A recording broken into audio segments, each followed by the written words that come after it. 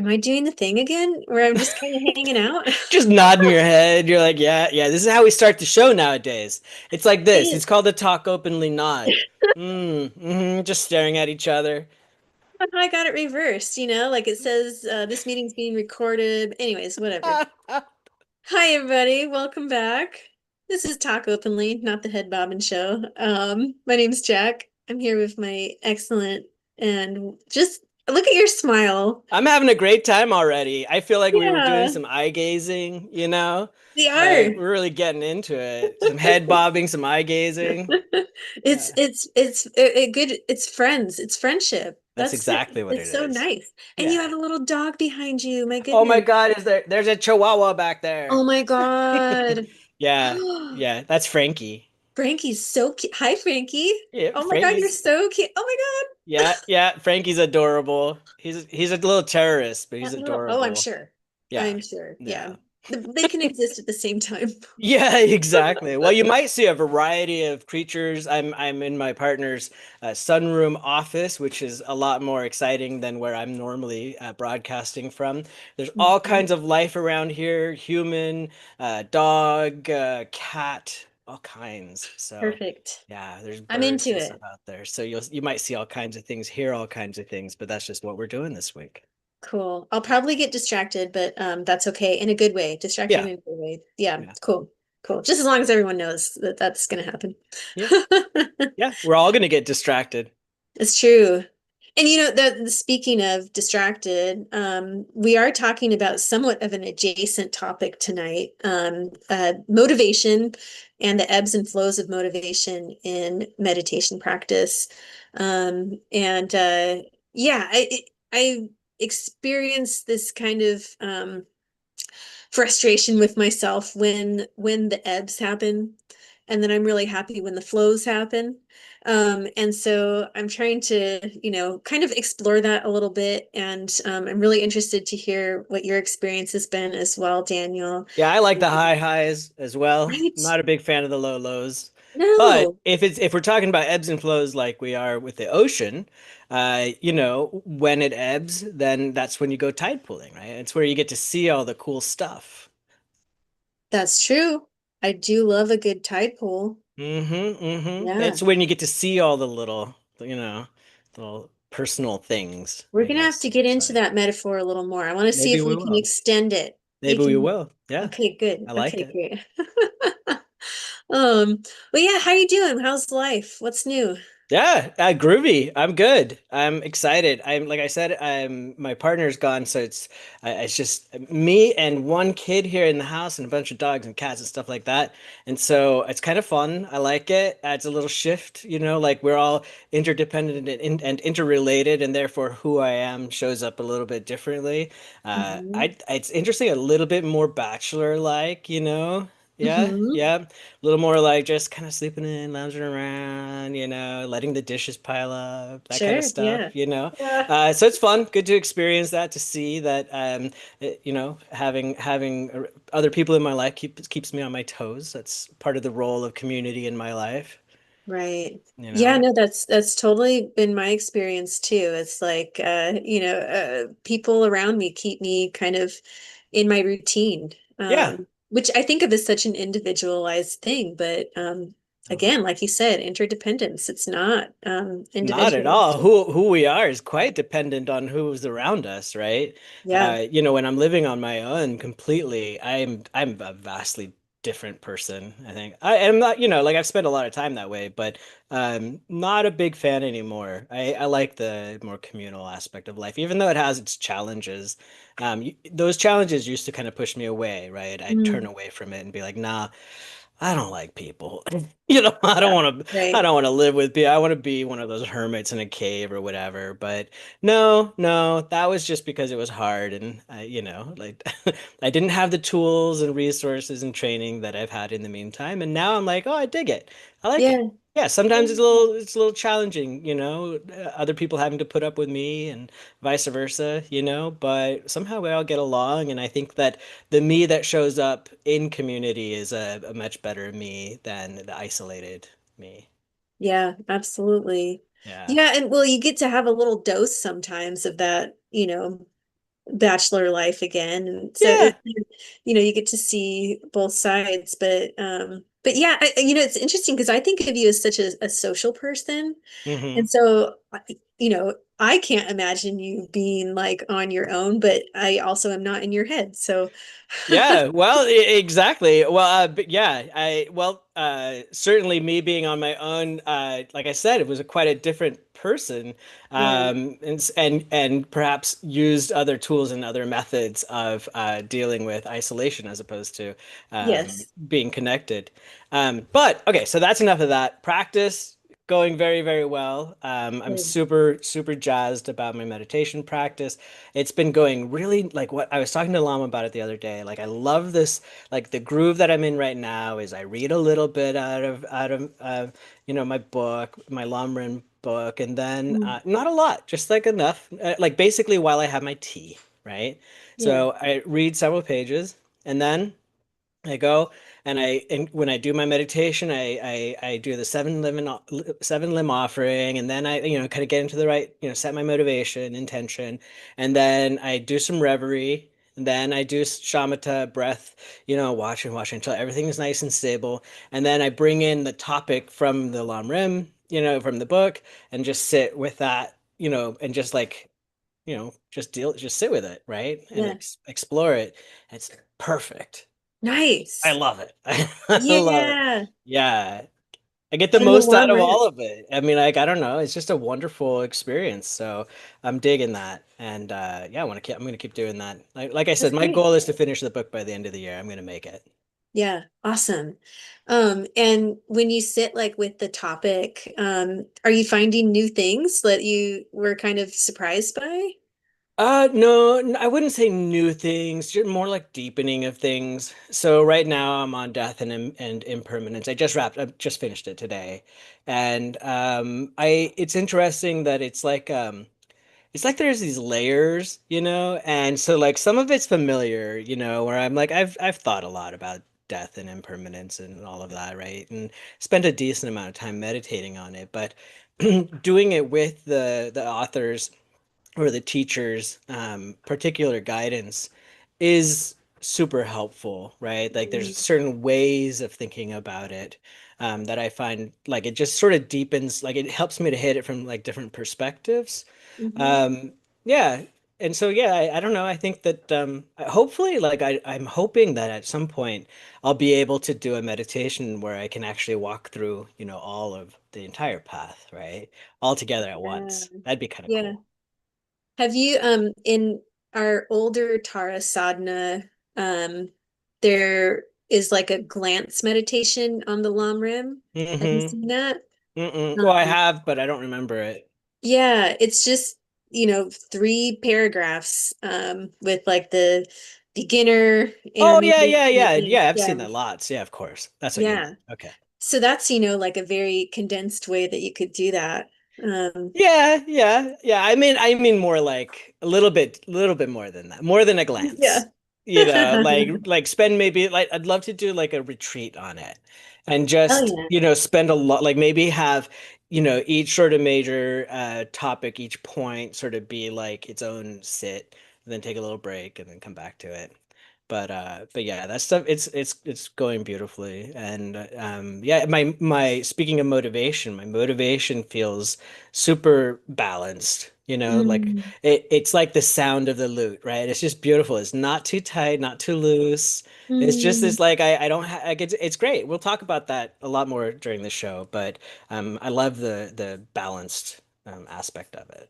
Yeah. Oh, good. I'm so glad to hear that. Yeah. It sounds, I can, also feel that energy from you, but it's Yeah. like it's inspiring. It's It's a kind of like, yeah, yeah, it's got the ball rolling and you're enjoying it. totally. Um, Totally. I do think that like it's so important to enjoy our training, that it Yeah. doesn't have to be this kind of like I know we've talked plenty of times about how we can be really hard on ourselves and like kind of stoic and like we've got to do this and it doesn't have to be that way. It can be really enjoyable and it's fun to learn this stuff. Like it's Yeah. amazing. Yeah. Joyful effort, Exactly. Yeah. right? Yeah. I think I'm getting a taste of joyful effort right now. Nice. and I'm digging it. It's a pretty sweet flavor. That's great. Yeah, cool. Hey, And thanks for and sharing. and and Llama's birthday we just celebrated on Sunday, and I gotta tell you that I don't know if it was just me. I don't think so, but it was palpable that energy, that positive quality, like it was like in the air, right? Like it was Mm, so the whole day just felt like I loved the kirtan, right, and the like mm, all the chanting and everybody being there, and it was so like positive and uplifting and happy and yeah, community oriented. It's just right. it was awesome. Gosh, yeah, that sounds beautiful. I got to taste a little bit of that, but yeah, maybe next year I'll have to come in person, hear the kirtan and the chanting and yeah, Yeah, yeah. maybe one of these days, if you are up to it, maybe you could the poem that you shared as an offering to Lama. It would be lovely if you would be willing to share it with the Talk Openly audience. Sure. Yeah. I can do that. Yeah, Would you want me to share it now? I've got it. do it. Do Okay, it. let's do it. Yeah, might as well because it was his It's birthday. topical. Yeah. Topical. Okay. So yeah, for those who weren't there, I wrote a poem for Lama for his birthday. And uh yeah, if you remember from a couple months ago, I wrote a poem about or not about crows, but like kind of centered around crows. That was like the kind of yeah, the centerpiece of the poem. And Lama's new home that he's building up in Washington is an amazing place. And there's a bunch of ravens there, and he's calling it Ravens Ridge. They're painting the house black. It's a really interesting place. And so I decided to write a poem kind of inspired by the home and and corvids again, these birds. So um, great, here goes. So it's called Ravens Ridge. In the space in front, a canvas of blue and gray sky. Against it, a row of mountains. On the uppermost peak, bright snow. Below it, an inlet of the sea. Beside you, holding in his hand a diamond, your teacher invites all mother sentient beings to the infinite space of their own mind. On subtle wind and iridescent black wing arrives the raven-faced Kakamuka Mahakala, with beak of piercing wisdom and cry of shrieking joy obliterating obstacles. In the bubble of his fierce eye resides the sacred, without secret. For those who seek to remember, it is freely given. Yet, like any corvid, his gift is entrusted to those who will protect it, who will nourish it, who will be in relationship with. A raven will remember you in curious ways, like your teacher. Accept his gift of the nature of your own mind, which is also his. Leaving no trace across the sky, arrive. There we go. I'm so fortunate. The sound quality tonight is infinitely better Oh, than it good. was in the temple. Yeah. And it was such a joy to get to hear it again. Thank you. I really appreciate you Yeah. sharing it. You're a real crow bro, you know? I'm a crow bro. That's true. Yeah. Yeah. I love that. Well, and I was really excited to do just some very brief research and learn that in the Tibetan tradition there is in fact like a raven-faced, crow-faced kind of like a secondary deity, like a helper basically of Mahakala. Yeah. And so I was like, great, we'll put it in the poem. And so it just kind of worked out. That's perfect. That's perfect. Yeah. I love corvids, I love ravens and crows and the rest of the gang. They're wonderful. They're just so fun and yeah, mysterious, but also playful. And Yeah. yeah, they've just got everything going for It's them. their intelligence that gets me. Yeah, Like they're uncanny, I think, in some sense. right. Yeah. Right. Yeah, and that's why it's like, they will remember you in kind of Oh yeah. Oh curious yeah. ways, And it might bring you gifts, you know? Yes. Oh, yeah, just like your poem alludes to. Yeah, That's yeah, awesome. you got to be trustworthy, they don't bring you gifts unless Uh-uh. it's Well, they might bring you some gifts that you don't want. Yeah, If right. if you're not trustworthy, you might not want to get their attention then. Totally. Yeah, for sure. Thanks again. I really appreciate it. That was Oh, beautiful. yeah. Thanks for asking. You have Yeah. quite a talent there. Oh, thank you. I do Mm, enjoy writing, and it's been a couple years since I've presented anything to Lama, so yeah. I wanted to make sure I did something, and yeah, it was up to the last minute. I was writing it, and Patty needed it, and so it worked out, but yeah, it was fun. Fantastic. I love it. I love it. Thanks. Well, Pat. You just said Patty. I was gonna call you Patty. Pat. All right, Patty. No, Jack. Uh, my dear friend Jack. So what about you? How is your life and practice and all that? How's stuff going? I'm okay. Yeah, I think my training is kind of in a I wouldn't say that it's in an energized place or like a highly motivated place like it sounds like you are. And so it's a little bit why I wanted to talk about motivation today. Yeah. I still do, all the things that I've committed to doing, right? Um, uh, but yeah, I'm tired a little bit in my Hmm. practice and Hmm. and not really actively applying antidotes and shamatha, and not doing a lot of analytical meditation, which I do really enjoy. It just do you ever have that sense when you're doing like an analytical meditation where it's like it's almost as though something's like clicking into place? Like I don't know how to describe it. It's like um a really satisfying both intellectual but also somehow physical experience. Um and so I really have, I think, only really experienced that in kind of like the Vipassana, more like analytical Hmm. style meditation, because there's this kind of like recognition happening, you Right. know? Yeah. Um, and so I would like to get that more, mixed in, and maybe just even talking about that, reminding myself that like, oh yeah, there's so much benefit to doing that. But anyways, we can talk more about that later.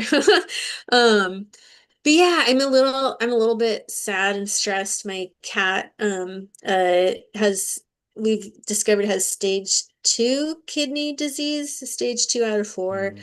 which is not unexpected. He's 15 years old, and um I've been kind of guessing for the last year or two that he's kind of showing some signs, but otherwise is very healthy.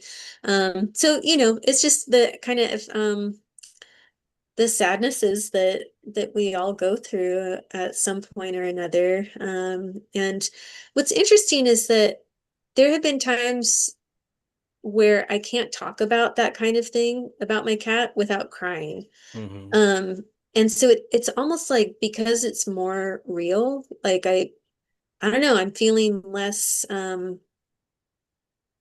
overwhelmed by it. It's kind of just like I'm still having a little bit of the physical sadness or anxiety, and I'll have thoughts about like, okay, here's what we need to do, but there's not like the same kind of neuroticism that I Yeah. would say. It's Yeah. it's interesting. I get what you're saying. There's a real difference between reality, even when it takes sort of, the negative side of things, right? Like there's a bigger difference between that and our imagination, like what we think things are going to be like and what things actually are. But usually, at least in my experience, there is that exactly what you described, like the reality, you're just more practical, right? You're just kind of dealing with things as you need to. But Hmm. then sort of over time, it's like a slower release of the sadness. It's not as neurotic, right? Because it's just like it bubbles up and then you can sort of deal with those emotions and things like as they come up. Whereas when you're imagining it, it all kind of comes up together and it's not based Right. on reality and there's nothing you could do. That makes so much sense. Yeah. Oh my gosh, yeah, the narratives that we can weave. Yeah. They're just yeah, overwhelming. Right. Um, Yeah, it's like the not the narrative is illusory and so is so is all the emotional stuff that comes up with it, right? Like yeah. it's yeah, and yet because we kind of believe our thoughts to some degree, there's like this feeling of helplessness that shows up with it. Whereas Yeah. when someone is suffering, you can do something. Yeah. You could do something, Right. right? Yeah, that is so You can make interesting. them more comfortable. You can watch out for them. There's all kinds of things that you could do to make things a little bit better. Whereas when it's just in our heads, there's what can you do about that? Yeah. Huh. That's such a great point. That seems like really good therapy advice. I'm gonna Mhm. keep that in mind. For my clients, that's good. And for myself. Uh, thanks. Yeah. But yeah, otherwise I'm trying to think the world is crazy and Yeah. who knows if we're entering a crazy war in the Middle East and it's just Yeah. Or all are we that going to chicken stuff. out? Or I know. Yeah, I mean it what a weird time. Yeah. That's all I It gotta is say so about straight. Yeah. that. Let's not. It's just surreal. No. But yeah, I try and bring my focus back to what's here. Which is sometimes hard, but Yeah. working on it. Yeah. Yep. Yeah. What else are you gonna do? I mean, like I Yeah. oftentimes I sort of like I'll read the news or whatever, and I'm just like it's really just this sort of like head shaking thing where I'm like, what the like Yeah. what am I even supposed to do with that? Right. And it constantly it's always it's just changing at such a rapid speed and like first is this, then is that, and I'm like, dude, this is maddening. Like I'm just Yeah. gonna like, just take it easy with the news consumption, Yeah. you know. I feel like that for me, it's also really important to kind of like not check in, right? Like, maybe like headlines here and there, like once a day. But Yeah, that's what yeah, exactly. yeah, even then, it's like, yeah, things just like you said, things change on a dime. Hmm. So it's like I don't need to get the like every hour updates. That's And you not certainly interested don't in it. need the social media commentary Oh on my it. God, no. Hell That's no. not gonna help whatsoever. Yeah, I'm so over that. Yeah, yeah, yeah. So Yeah, I talk mean, about things that, mm, drain our energy, right? Like oh my God, so much. yeah, when we think about, motivation on the path, right? Like how energy management is a key component of that. And there's all kinds of things, all kinds of psychic vampires out there, if you will, draining our energy. And we got Yeah, to be on the lookout for it. yeah, absolutely. Mm.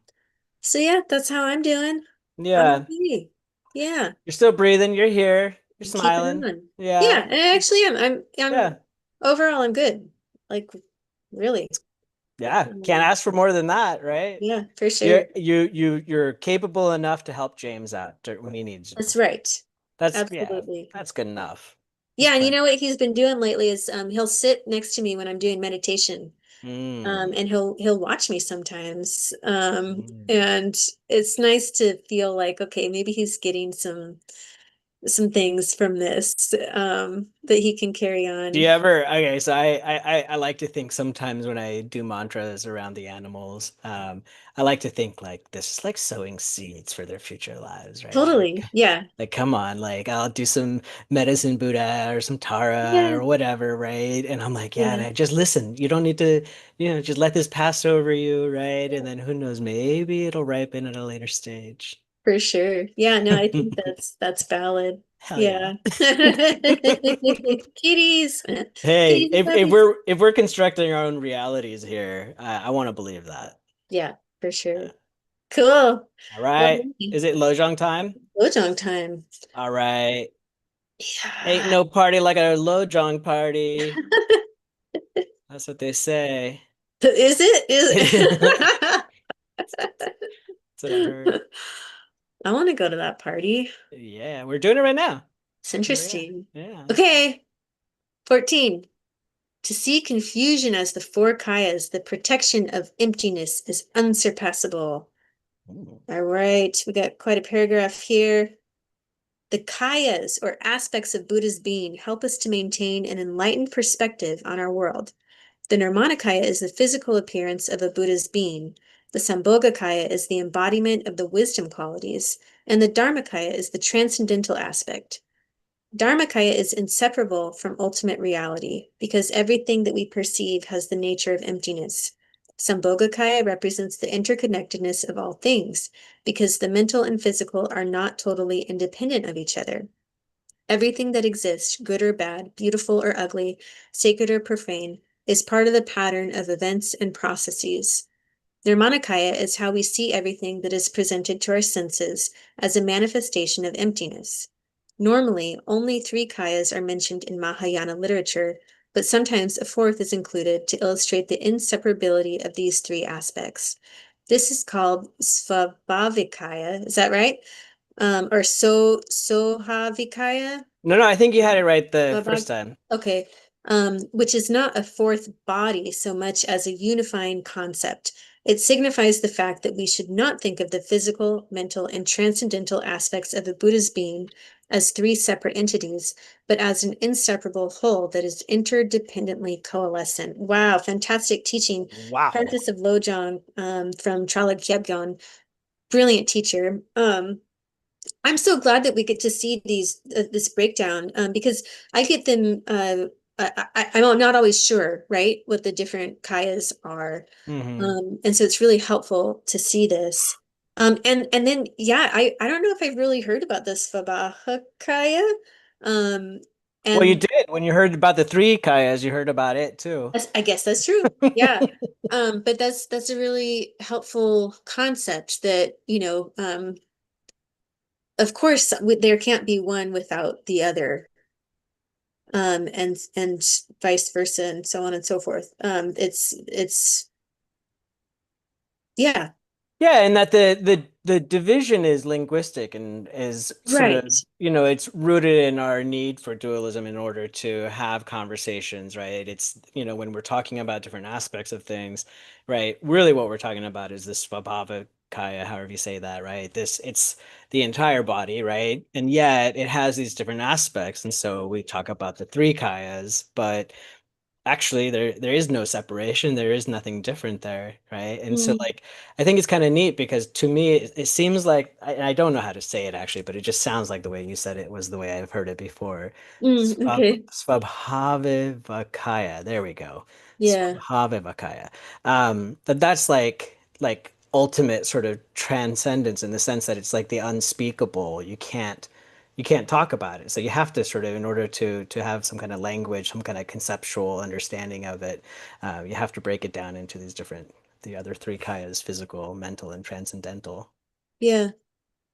Fascinating. But more to the point, what do you make of Oh, the yeah. actual Lojong? Okay, so Okay. so I got I didn't quite see, so I see I read this along with you, but I didn't Mhm. quite understand to see confusion as the four Right. kayas. The protection of emptiness is unsurpassable. I don't know that I get it. Yeah. I mean, it makes me, I guess the first thing I think of is like how, um, we're encouraged to transform the yeah, the three poisons or, strong emotions, it's to see their nature, right? And so I wonder if that's kind of what's being said here is that confusion is also, you know, the nature of mind. Yeah. Um, Yes. and Right. so that's kind of the first and only thing that I'm thinking of right now. Mm-hmm. Mm-hmm. And Hmm. Interesting. Yeah. So the transformation then, would you say that when we talk about, we're talking about the Buddha's body, speech, and mind, that those are the three kayas, physical, mental, and transcendental? wait, say that again? Like when you say, like what Oma Hung, right? Body, speech, mind, Yeah, yeah.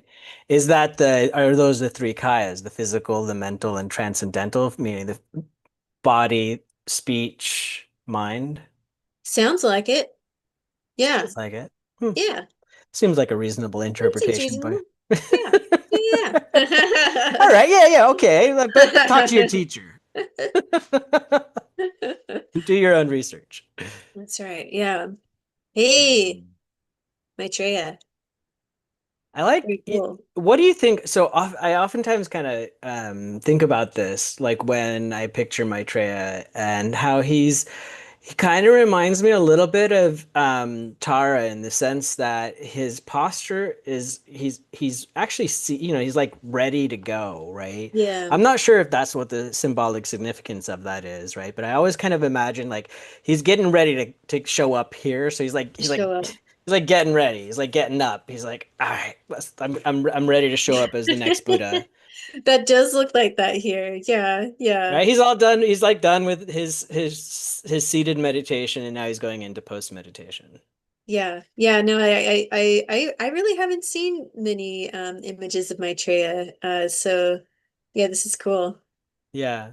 Well, I haven't seen it like quite like this. The Tanka that's at the temple, um, it has him in this kind of similar posture where he's like, his legs are not crossed and he's like leaned forward, but I don't know that you see his feet go all the way down to the the, the bottom here. Anyway, Hmm. I love the Yeah, statue. I like it. super cool. Yeah. All right, I might have to dig deeper into this confusion because I'm still a little bit confused. Let us know. Yeah, let us know what you find. All right, good. Yeah. Excellent. Well, I'm quite excited. Next week, our topic is based upon this very problematic issue that we had with the Lojong that we didn't understand, right? All Which right. was don't rely on your good nature, right? Mhm. Anyway, I love digging into it, and I was so glad that Dirk didn't just answer the question. He That's that's sent me great. sent Yeah. me off to do my homework. And so we're going to get to talk about authenticity on the path as a result of that. So maybe we'll get to talk about confusion and emptiness on another show. Yeah, cool. I'm into it. Yeah, me too. Great. Well, yeah, so I mentioned earlier, motivation, in meditation, that's been a little bit, I guess not difficult for me right now, but just I'm less motivated than let's say I was a month ago after coming out of retreat. Yeah. And I'm wondering if you see any patterns with that too. Like, I go on retreat and there's just like all of this attention and focus just 24/7 Mhm. almost on my training. And it's so satisfying. And I just feel like really bolstered by it. And so then I'll come home and it's like, I have a good couple weeks where it's like I'm doing all the practices that I was doing. I'm feeling like really strong connection to what I'm, saying and how I'm meditating.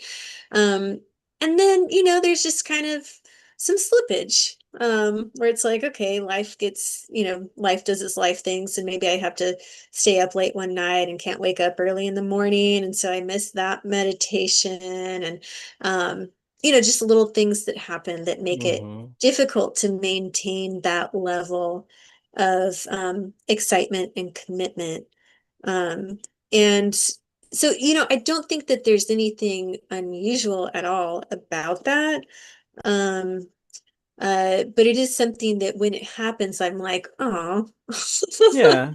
I really was excited to be feeling that way and like doing that much training and feeling really good about it. Right. And so, I'm wondering, there's a little bit of, kind of binary experience there where I'm like, it's good or bad, right? Like, I'm either like highly motivated and that's good, or I'm not motivated and that's bad. And so I know that it's more complicated, more nuanced than that.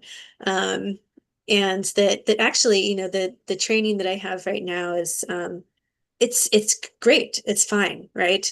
But there's just this kind of comparison mind that happens when I'm Hmm. thinking about motivation. So anyways, that's kind of where I'm at with it. And I'm curious about something. mhm. I'm gonna try to like draw in something that I was talking to Lama about at a darshan recently. So Cool. at a meditation shot, or whatever, during a meditation he was giving some pointers, and he was talking about the turns in the breath. So you notice the in and the out, right? But when it flips from one to the other, that there's a lot of power in that transitionary period, or that little that pivotal point. And I didn't quite get it. So I went and I was like, what did you mean? Why did you say there was a lot of power there? And he was like, oh, well, what I mean is like, so we usually get focused by the power of the in and the power of the out, right? But actually there that shift where it happens, there's like a pause. Like there's like a something that happens during that little shift. There's choice that's happening there. And there's a Hmm. lot of power if you're paying attention to it. There's a lot of power in that sort of that choice process, right? And so I'm curious if you notice the shift, not so you notice the high, right? The flow, and then you notice the ebb, right? Hmm. Hmm. And the sort of lower motivation. Can you describe, were you aware of when the shift happened? That's a good question. Well, it's easier to tell like the upswing because there seems to be like a cause for it, like an obvious cause, and that's like, retreat. It's not always like that though. It's just this last time.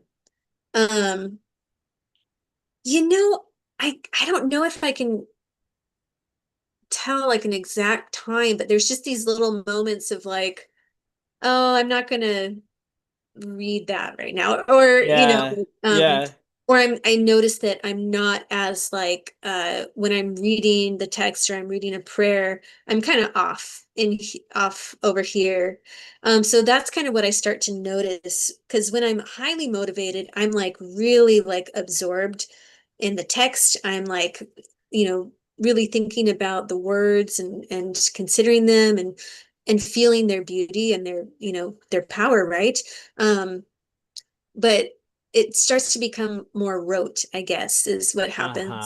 Uh-huh. And so those are the little signs that I noticed is like, okay, if I'm no longer, or I'm starting to kind of be drifting off into reverie when reading or reciting or whatever it is, then that's a good sign that that's happening.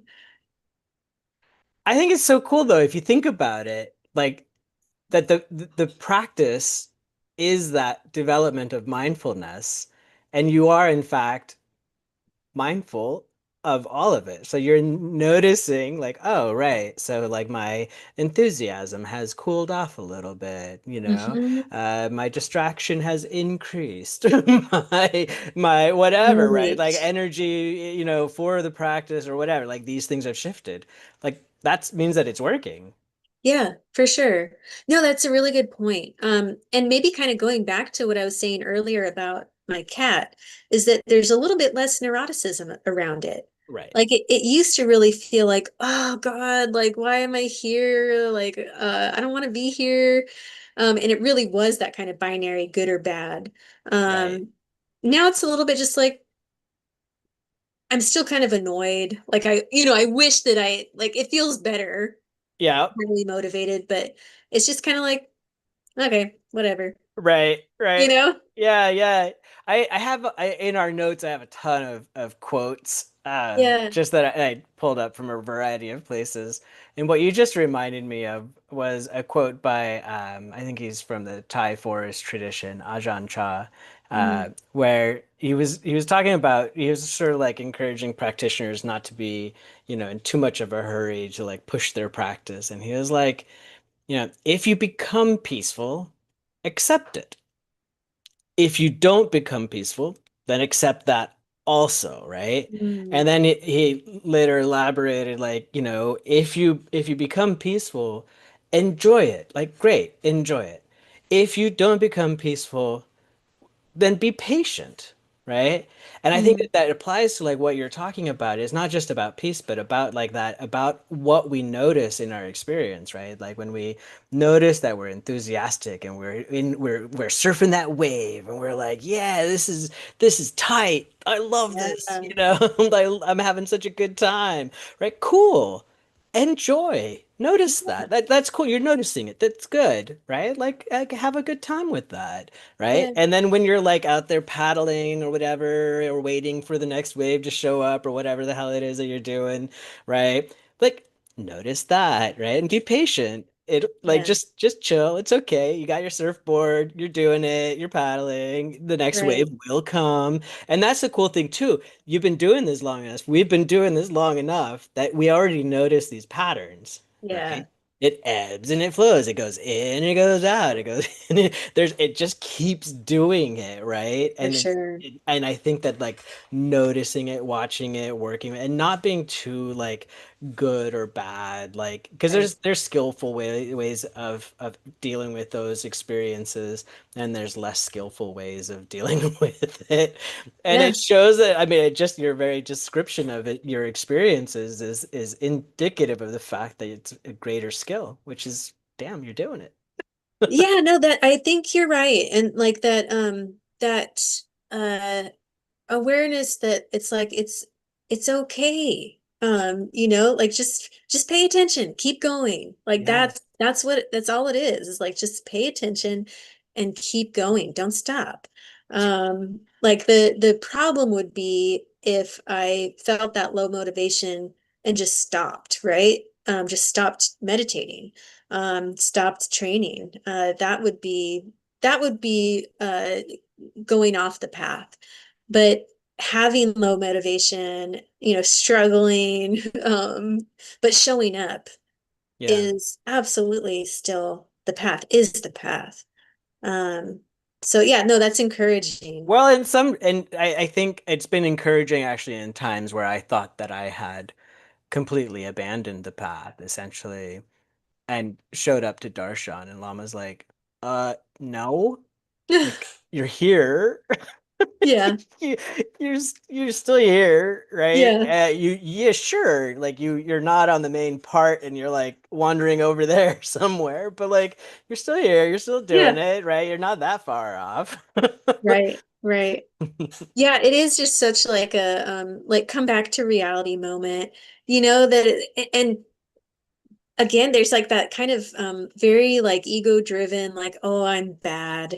Like where it's like, oh, I must just be such a bad practitioner. Oh, I'm on Right. the path, Yeah. like it's all Notice, about yeah. And me. then you notice that and you're like, oh, that's the very thing. That's the root that needs to be cut, right? Right Yeah, there it is. I there it can is. see it. This little like pitiful, pathetic little like bad, lazy, blah blah blah.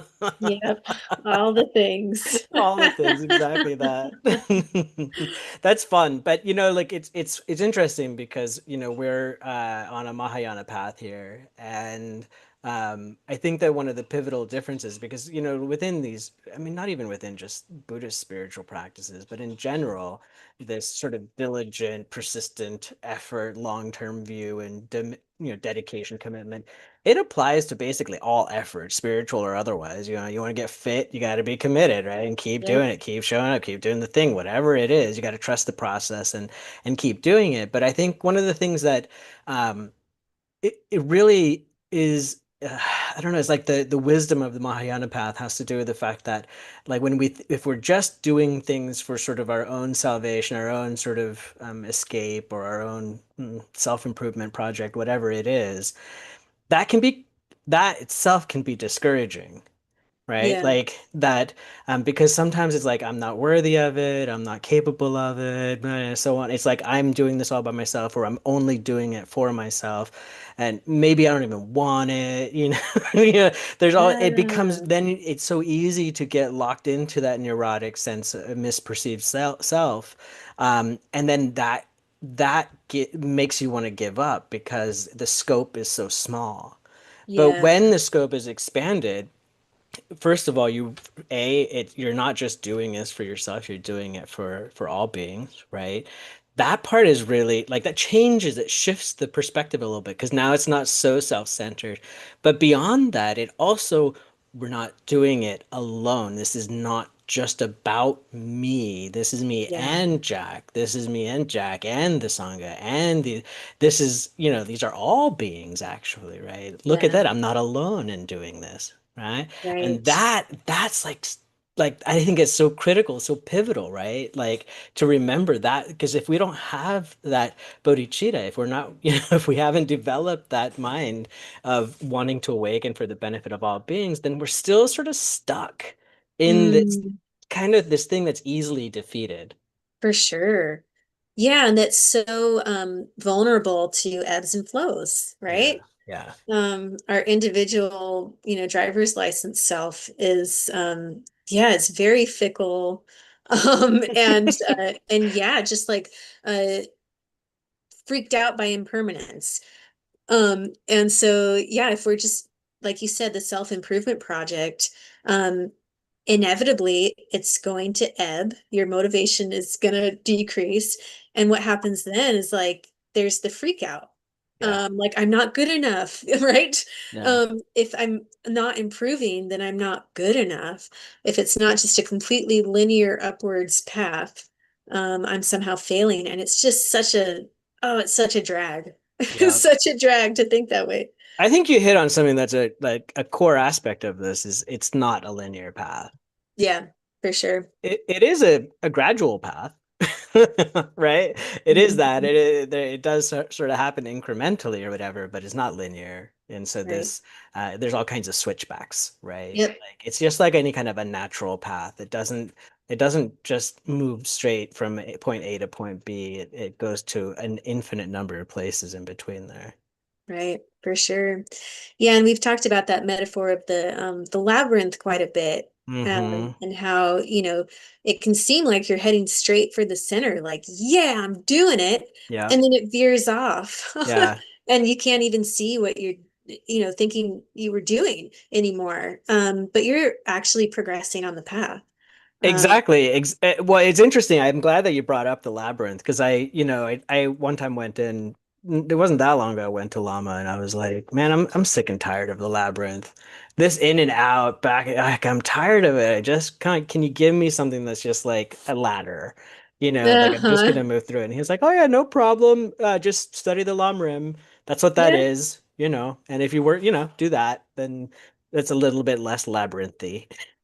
Yeah, totally. No, that's great. That's great teaching, right? Like we can do it all. Yep. And we kind of need to, Um, Yeah, I kind of see the labyrinth as like I kind of imagine it as like 3D chess or something, right? Like or not 3D chess, but like just like a 3D thing. So like the labyrinth is sort of 2D for me, I'm like looping around or whatever. Whereas the structured graduated path, right, is like a little uh, bit you can go up a level and then run the labyrinth at that level. And then you can yeah, go up another level and run the labyrinth at that level. yeah. I like that. Yeah. Oh, that's funny. Yeah. Well, tell me a little bit about, your experience with motivation and your ebbs and flows. How you cope. Yeah, I think that it certainly happens and it comes from a variety of sources. What I notice is that it's sort of like what you said. There are these, like these turning points that are filled with choices that I make. Partially it's about energy management, right? Like I might be overcommitted, overstressed, might not be taking care of myself, physically or emotionally or whatever, financially, you name it, right? And if I'm Yeah. not taking care of things properly, then there's more resistance and therefore more energy put out into other things. And so less energy that I can put towards my practice. So it's really important to have sort of my life in order. And manage Mm, things properly so that, that the thing, if I have things scheduled and and I'm paying attention to my finances and my health and my diet and whatever, all these things, then I'm much better off. I have more energy. There's less other stuff sort of distracting me. So that's a part of it. mm, But then sometimes it's like, so what happens oftentimes for me during the ebb part of it, right, where kind of the things kind of shift and become kind of like it becomes rote and my enthusiasm kind of fades a little bit. What really carries me then is like remembering that the ebb and the flow. like, and noticing like, hey, you were just you were just surfing the wave. Don't forget, man. Like you were Right. literally just on that hanging 10, right? It was gnarly and fun and exciting. And now, yeah, you're paddling back up, but that's how you're gonna catch the next wave. It's okay, right? But like Right. somehow, like I can see there's like two things, right? On the one hand, there's that. There's like this faith based upon my own lived experience where I'm like, oh no, I know how this goes, right? Like I can remember. The other part of it is like this hopelessness.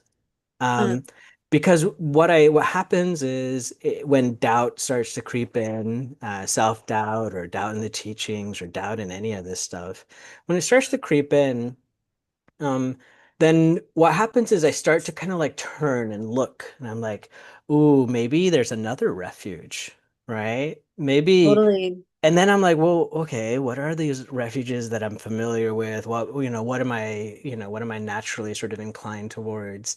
What else could there be? And that's when it's sort of hopeless, right? Because then I'm Mm-hmm. like, God damn it, there's nothing, Yeah. right? Like I've done that, that wasn't it, done that. And that those two thoughts, they go together, right? So on the one hand, Mm-hmm. I'm like, I did that, it didn't work, I did that, and that was awful. I felt even worse, and life was terrible, and everybody hated me, and whatever, right? Like, and there's that. And then there's a reflection. It's a natural other side of the coin where I'm comparing and contrasting, and I compare what what practices I was engaged in before and the practices that I'm engaged in now, and the Mm-hmm. big, vast, huge difference in my own life and in the life of those that I am, affiliated with, right, in some way or another. And I noticed the immense, tremendous difference between them. And I'm like, all right. Yeah. Just keep, and then I remember all the pithy little teachings that my friends along the path have, given me all these little tidbits, right? Like our dear friend Matthew, every him and Sue, both of them in beginning meditation practice, have taught me, the importance of that it's consistency and quality, right? That showing up and doing a practice every day is more important than like the length of it and all of Sure. that. And there are days where I think to myself, well, maybe I'll just touch my cushion today, as Matthew Mm-hmm. oftentimes says, right? I'm just gonna touch it and intentionally say I'm not going to meditate today, but then Yeah. I don't. I'm like, Yeah. nah, I'm gonna, don't do it. Yeah. You know? And then and like what you were talking about, just watching and being like, hey, look, that's how it is now. That's the nature of mind. Look at Yeah. it, right? Like Yeah. that's what it's doing. Right. Yeah, it seems like with your kind of understanding and also yeah, kind of my like we're both kind of developing this awareness, right? Like this kind Hmm. of like, hey, okay, this is where it's at. I don't need to make a big deal out of it either way. Just experience it, keep going. And and also to remember, you brought up such a really essential point about that kind of turning away. And I noticed that my motivation gets low, I'm feeling kind of bored. Yeah. Like there's kind of a Yeah. boredom there rather than like the energy of that joyful effort. And so that turning away, like it's tempting, right? But then, like you said, there's nothing like this. I don't want the anxiety and chaos that my life was, when Just I know remember, that's just all you got to right. do. And so I think like that's, Lama talks about the cool boredom, where it's like, okay, maybe right now I'm just gonna be a little bit bored with my Yeah. practice. And if that's way better than like the hell that I was going through for a Even while. even better, if I could paraphrase Lama in this case, you're bored. Try to make it even more boring. Try. Make it more boring. See, experiment, play with it, right? Yeah, yeah, Yeah, how to make it more boring. make it more boring. You How do you know? have you tried? What do you Oh do? yeah, of course I have. Yeah, yeah. How do you Yeah, make it so more boring? I I'm not gonna tell you that. I encourage you to come back, and Okay. I encourage you to have a meditation sit where you try to maximize boredom. Maximize boredom. Like, Okay. I mean, I'm saying like bore the ever living shit out of yourself. Okay. Okay. And Yeah. if you can do that successfully, I would like to know how you did it. Okay. All right. I'll try. Yeah. I feel like it's gonna be one of those like tricks. It is a trick. It's a trick. It's a Kind of trick. like a koan or whatever. Yeah, yeah, yeah. You won't. It'll be, at least in my experience, it was probably one of the most interesting and rewarding meditations I've ever had. That's Right? Like fascinating. so, like Yeah. I won't forget the time when I tried to be really bored. Because Yeah. I was prepping for a talk on boredom. I never gave the talk, but I was talking to Lama about it, and he advised that he was like, try to both try to make yourself really, really bored, and then try to make yourself like really, really distracted. Yeah. Try to make yourself really, really interested. Try to make it happen. See, and just watch, see what happens. Right. Yeah. It's really hard. Yeah. It's fascinating because then you're observing your mind. Yeah. For sure. For sure. Yeah, yeah, Yeah. yeah, it's cool. I did Yeah, want that to, is such an interesting little trick is because usually what I'm doing in meditation where I'm like I've got my single pointed focus, I easily go into excitement or boredom without recognizing it, right? yeah, So actively trying to do one of those right. states. Yeah, yeah. I Like did what? you do it. It's fun to do, well, at least in my experience, it was fun to do them back to back. So one was intentionally trying to be bored. The other one was intentionally trying to be excited. Yeah. Both of them equally interesting. Actually, no, the boredom one was more interesting. Yeah. Yeah. Yeah. Yeah. Yeah. Yeah. Fascinating. Cool. Well, I'm gonna give it a shot. Do it. I want you to report back. I'm Yeah. excited to hear what you have to say about it. Yeah. I'm just gonna get more and more bored. Just keep that motivation low, right? Yeah, just be like, no, hey, I'm too excited right now. Like, I need to be more I need bored. more bored. Yeah, Yeah. You cool. won't be able I'm to do it, Jack. It's a gonna bring my challenge. inner Daria out. Daria? Yeah, remember Daria, the cartoon from the Oh, yeah. Oh my 90s? Yeah, God. where she just like Yeah. doesn't care about anything, but she's Yeah. awesome. Yeah, do it. Yeah. Do it. Try Okay. it. All right. And Daria and meditation. and don't forget, all compounded things are subject to vanish. And we should That's right. strive with earnestness. That's right. Thank you. Yeah, good. Famous last words, huh? For sure. Thank you, Daniel. Thank you, everyone. If you can make a donation, lions or dharmacenter.org, that we'd super appreciate it. Look forward to seeing you next week.